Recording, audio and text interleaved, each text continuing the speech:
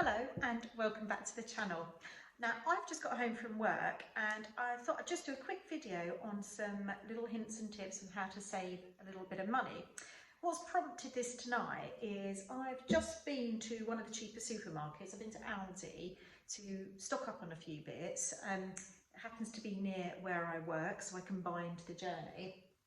And I got my receipt and I was comparing prices. So my first hint is know your prices, compare your prices, and I'll explain why. I've just written it down.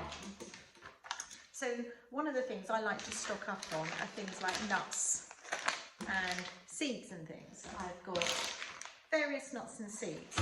Now, I'm just going to read some of these prices just to show how much you can really save. So for instance, the cashew nuts, this is 200 grams of cashew nuts. I paid £1.79 for those, okay, where are we? Now, in Tesco, they're on offer at the moment, and they're £2 for the same amount. So even though Tesco's is on offer, I'd still save 21 pence on these. Prior to the offer in Tesco, they're £2.75.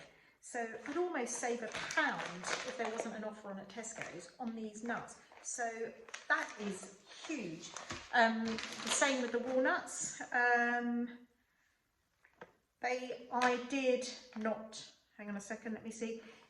I did make a mistake with these. These were £2.09 in Aldi, and actually in Tesco they're £2 at the moment, but usually they're £2.75. So I'd normally save money. So 9 pence, oh, that was a mistake, but I only bought one of those. So the Brazil nuts, they're £2.05 in Aldi.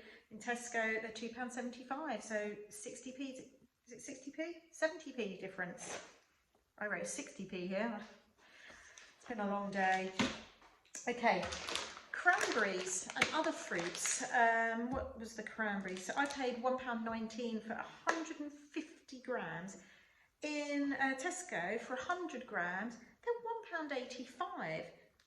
They're almost double the price. So my tip is basically get to know your prices and then try and combine a trip. So what I usually do is I tend to go to Aldi and do a stock up on things like tins and nuts and seeds and things like that I know I can sort of bulk buy them cheaply. So I did get loads and loads of tins, and I got loads of nuts and seeds and things. Yeah, tip 1, get to know your prices. Now my next tip is a food tip again, and I imagine quite a lot of you already do it, but some of you may not even know to do this. Now when you have meat of any sort, it's a really good idea to try and save the fat from it.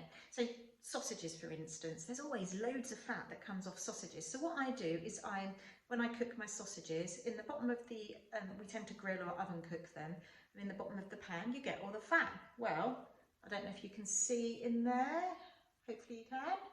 That is the fat from the sausages from the other day, and I keep it in the fridge and it keeps for quite some time, and I can just use that whenever I want to fry anything.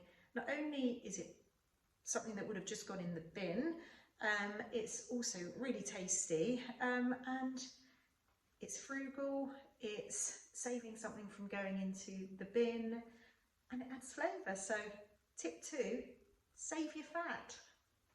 So tip 3, save bags. And what I mean by this is sandwich bags and bags. I haven't got any to show you at the moment.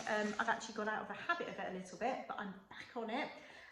But all the things, so what your bread might come in from the supermarket, save this bag. You can use this for storing things like your frozen things in your freezer, so your berries and things that you've foraged. You can then chuck them in here and pop them in the freezer. You can use it for sandwiches for when you go out and about. You haven't got to go and buy any. Equally, if you have bought any, and I do have some bought ones, and there was a reason I bought these, and I can't remember why. There was actually a legitimate reason why I needed these ones. Anyway, I digress. What I do with them, these ones in particular, because they are a bit stronger than the other ones, is I wash them out and I hang them up to dry, and I'll reuse these. So save all of these bags. And when you're done with them, don't forget, supermarkets, certainly in the UK now, recycle those plastics. So you can keep them all and bag them all up and take them to the supermarket and they'll recycle it. So it's not going to landfill, it's being recycled, but also it's not going in your bin and filling up your bin, so you're saving on bin space. So if you use a liner in your bin, you're saving money there too. I know it's not much, but every tiny saving you can make is money in your pocket. So my next tip is when you're ironing, and I don't do huge amounts of ironing, I only iron the essentials. I don't normally iron tea towels, I'm just doing this for demonstration purposes only. But before you finish ironing, switch it off a good few minutes before you finish, because there's so much heat left in there, you might as well use it to finish up the bits of ironing you've got to do. Like I say, I don't normally do tea towels. Got a squeaky ironing board too, but I've turned this iron off and there's still all this heat in here. Oops. Perfectly ironed and it's not plugged in. So don't waste that residual heat. Make sure that you turn it off at the switch. Energy costs, as we all know, are hugely expensive. It saves you money, it puts money back in your pocket. It saves the environment too, because you're not burning all that extra fuel. So my final tip today is learn skills. Learn skills that are going to save you money. Now, one of the skills I've learned is how to make my own wine. And yes, it's not quite the same as obviously great wine bought from supermarkets or from wherever you're going to get your bottles of lovely whatever wine, but it's so fun and you learn to really appreciate it even more, because there are so many memories attached to it. You remember harvesting the fruits, you remember making it, so when you actually open the bottle of wine, it's not just about, oh, it tastes nice, or it might not in some cases, but it's just got a whole story to it that just makes it fun and an event.